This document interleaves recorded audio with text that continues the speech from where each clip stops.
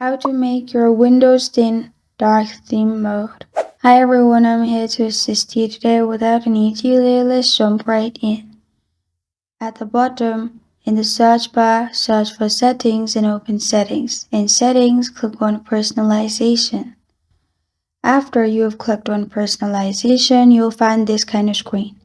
On the left side, click on colors, which is the second option.